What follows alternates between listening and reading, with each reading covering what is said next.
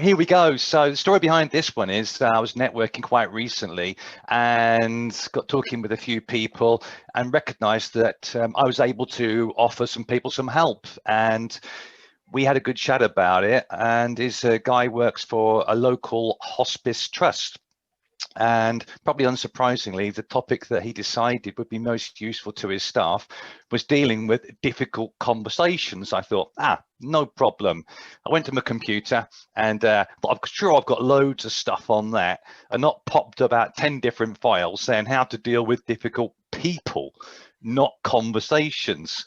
So over the last few days, I've been doing lots of research, trying to think there must be a staple standard way to deal with a difficult conversation. If there is, I'm looking for your top tips and hints on it, please. So what I've done is I've put a few pages together just now. I'd like to engage you with it, please, and join in. Tell me what I should be doing better. Is that okay? Yeah. Yes. Cool. Let's rock. Absolutely. Let's rock and roll. Oh, would help if I've got the right page for a start, wouldn't it? Never mind. Right, so here we go.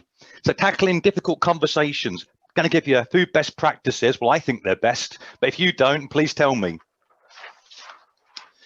Conversations can be difficult. Why can some conversations be so difficult? Shout out, please. Because it's talking about an unpleasant subject. So did you say don't know the subject? It is talking, it's about an unpleasant subject. Yeah, okay. Thank you. Anything else? You don't want to hurt someone's feelings. Yeah. The potential of a confrontation. Yeah, that's great. Or a disagreement. Falling out. Yeah. You already assume that the person you're speaking to does not want to hear what you want to say. Yeah, thank you, Peter. Yes, there's lots of reasons why our conversations can be so difficult. Another reason why we find them so difficult is very simple, is because they make us feel uncomfortable inside. All right. So, but we shouldn't let this uncomfortable feelings put us off having these difficult conversations. They need to be said. All right. So what we need to do is we need to feel the fear and do it anyway. All right. So there's a book there. You write one.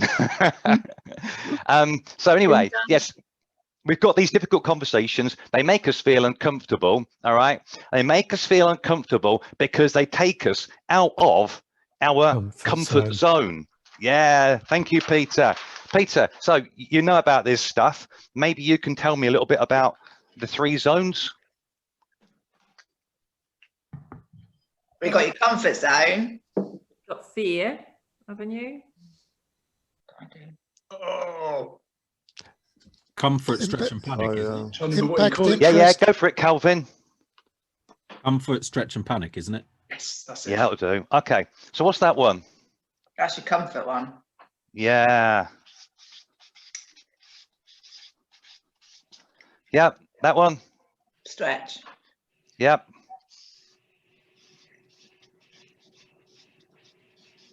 And that one? Panic. Yeah. Panic, stress, red zone, Fear. whatever you like to call it. Yeah. So Jules, what's going on here then? What's going on? Yeah. Basically, if you stay in your comfort zone, it's fine because you know what you're doing. It doesn't stress you out. You're quite happy with it, but you're not really going anywhere, you know? Yeah, brilliant. You're comfortable because it's predictable, right? You know the outcomes. Yeah. The challenge being, it can also be very boring and you're not going to grow as a person. So sometimes we're going to need to go into this stretch zone, and we shouldn't just need to do it, we should do it. The challenge being that when we're going into our stretch zone, that although we start to feel alive, if we go a little bit too far, that's too far beyond our capabilities, too far beyond our learning, then we drop into this panic zone. And when we're in a panic zone, we're going to use all our energy not being at our best, but using it, how can I say? Using it on our anxiety. Our anxiety takes our energy. So really what we need to be doing is staying in our comfort zone, but popping out into our stretch zone, learning a little, popping back in and popping back out. So gradually we expand our comfort zone. We grow it. So difficult conversations make us feel uncomfortable, but there's things that we can do to make us feel more comfortable about having them. All right. So what we need to be doing is, all right, comfort and stretch. Don't stress. What difficult conversations do you have? Will writing. Will writing. Okay. Not sure I can tell you all of mine. I'm going to leave. You're among friends, Jules. It's all right. Conversations about sex, John. What? Yeah. What? Death. Death. Yeah. Death and You put my name next to it for. I'm crediting you with it. yeah, Death death and serious illness. I used to manage a helpline for people newly diagnosed with cancer, which I did for over 2 years. And yeah, with that shock diagnosis, you know, people are frightened of dying and all the rest of it. How do you cope with that? How do you help people through that? That was an interesting time. Well, yeah. I get calls every week, so I deal with it day to day, really. But equally with that is, like you're saying, people they don't actually respond to you when they found out that you've got a cancer diagnosis. They actually ignore you. They would rather walk away than speak to you. It's really horrible. Yeah, it's rabbit in the headlights from all sides, isn't it? Yeah. Yeah. Thanks very much. What about giving someone feedback? Yeah, that's difficult, isn't it? Can be. Telling your manager that they're wrong. I was just going to say, telling somebody that they're wrong, or I don't know if wrong's the right word, but giving them feedback and saying, right, you know, this needs to change. Telling your boss that you failed.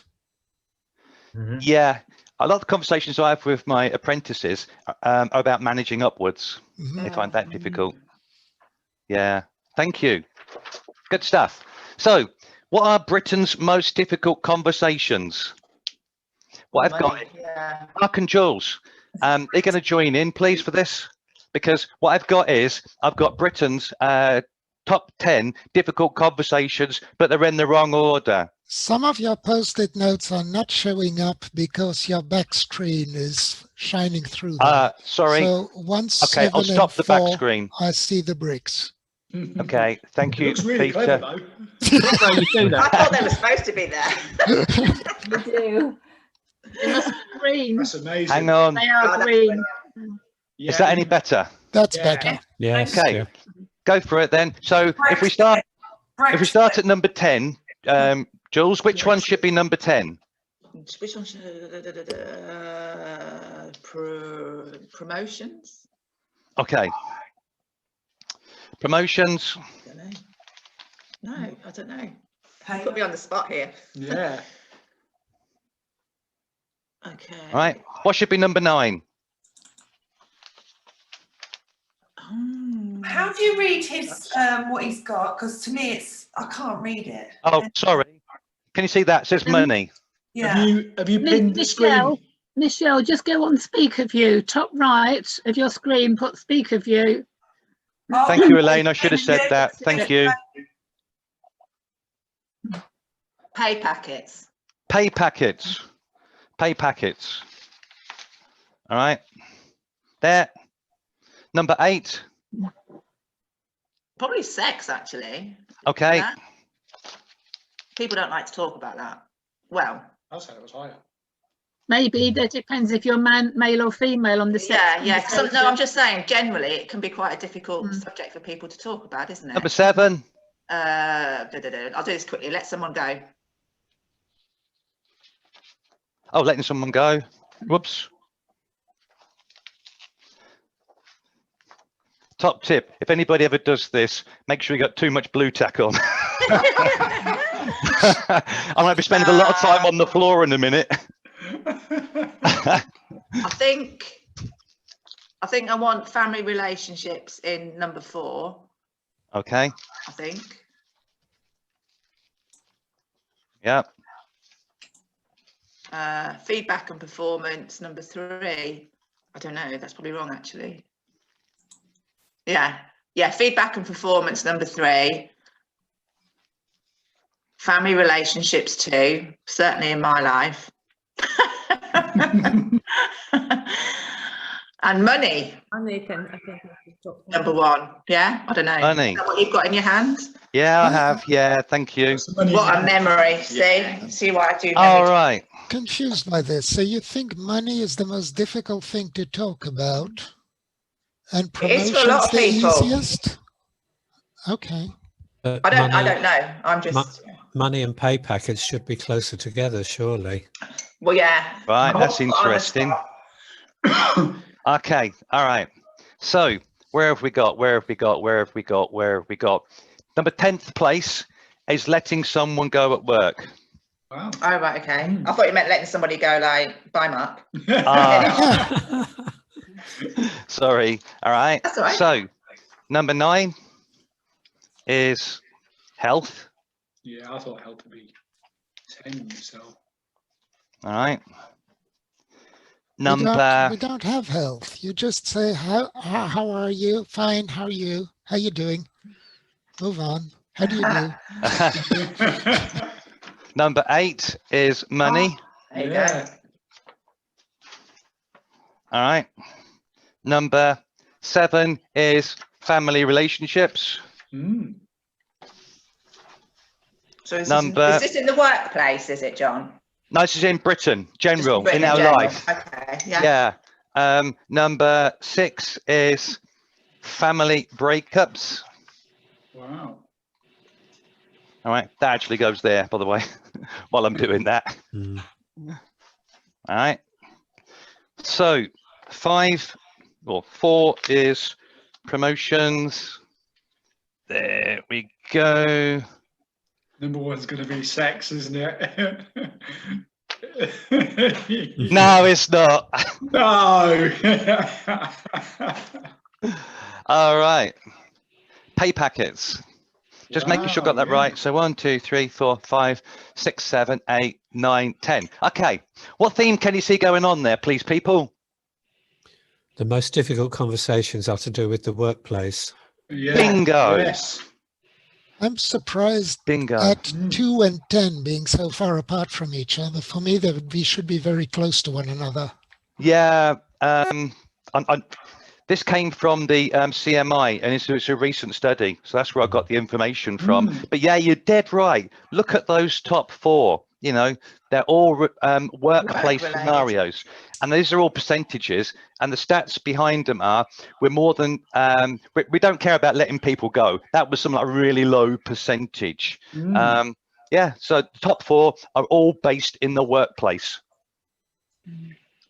Number 5 could be in the workplace as well. Depends on the Christmas party environment. time. He's I've been only working saying in the that wrong 'cause we met at workplaces. work. You know, many relationships are being generated in workplaces. Yeah. Yeah, they do. Absolutely. Brilliant. So Thanks. this reinforces one of my job principles that as a consultant, I've often said I have to, as a consultant, tell senior management what you are not allowed to say as an employee. Because I can bring up all those subjects while employees cannot. Yeah, thank you. Thank you very much. Yeah, thanks, Mark and Jules. Yeah, All I'll right. give the credit to Jules for that. So I think one of the keys is to the difficult conversation is to get the right mindset. And what can we do to help ourselves get the right mindset? Create the right environment. Yeah. Understand what the outcome is that you want. Brilliant. From Yeah. the conversation. Understand your motivation. So your motivation isn't, let's say, to criticize someone, but it's to help them. Yeah. Thank you. Yep. Yep. Anything else? Reminding Making sure yourself you've got- of the risk of not doing anything, and therefore you'd still be in a difficult situation if you don't have that conversation. Yeah. Things are not going to move on, so you're not helping yourself or the individual. So it's reminding that you're doing it for a good cause, longer term. Yeah. That's a good one. It's making sure you've got all the facts straight. Yeah. Yeah. Okay, that's going to make us feel more confident, isn't it? Brilliant. Thank you. There's values and culture as well in there. That Sorry, Yvonne. values and culture. Yeah. Values and culture. Thank you. Right.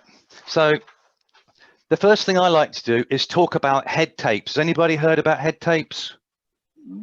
No. Yeah, they're beliefs that are either consciously or unconsciously going around in our mind. And this reminds me a little bit about the unconscious bias stuff that I did, in that these head tapes can come from us from when we were a child, they can come from our parents, they come from a school, the people around us, and often, you know, they are negative. And so what we need to be able to do is identify that negative head tape and replace it with something a little bit more positive. So I've got one here. It's terrible when someone gets angry with me. Can you think of a head tape we might be able to replace that with that would be a little bit more positive? I was going to say something that wouldn't come out. Not the world. If someone gets angry with me, it's probably better that the issue comes out for discussion. Yeah, thank you very much. Yeah. Okay, here's one I prepared earlier. It's quite a long answer. So. I bet I really love a good argument. Yes, brilliant. Thank you, Mark. Welcome. All right, so it might be uncomfortable, but it's not the end of the world. Their anger is their problem. Yeah. And so what about another one? Sometimes people feel guilty when they put themselves first because they think it makes them look a bad person.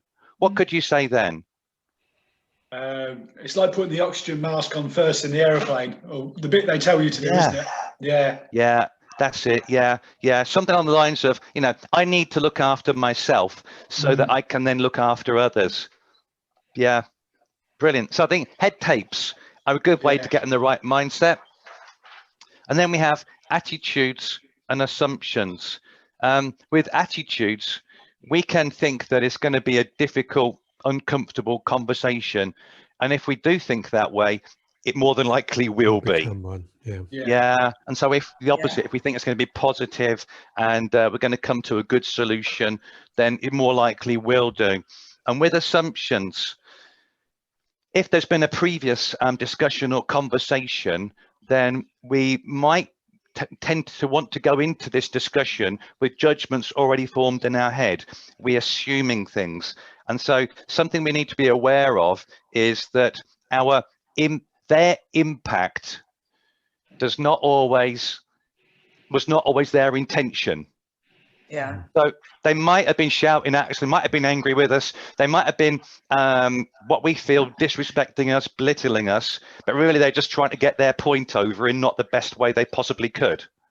So yeah, so I think that's key. The impact of their action isn't always their intentions. Okay, so I've got head tapes, attitudes, and assumptions in there. And listen to the message, not the voice. Yeah, thank you. That's just reminded me of something else, like separate the person from the problem. Yeah. Oh yeah. Yeah. I haven't got that on there. So. Yeah. So what prep can we do, please? Role play. Might do. You've got all the facts. So if that's part of it, you make sure that what you're going to be saying or putting across is true. Yeah. And like being non-judgmental. Yeah. Understand the person's culture and background as much as you can. That's a great point. Yeah, wondering what else is going on in their life as well, seeing the bigger picture. Totally. Building empathy. That's it. That's the word. Yeah, very good. Thank you, Calvin. That pops up in just a minute. So we need to be doing some prep. And I've written out some ideas here, and I couldn't find a standard one. So I'm happy to be advised on this one. So I mean, if we have prepare an ideal outcomes, like Stephen Covey, he used to say, start with the end in mind, didn't he?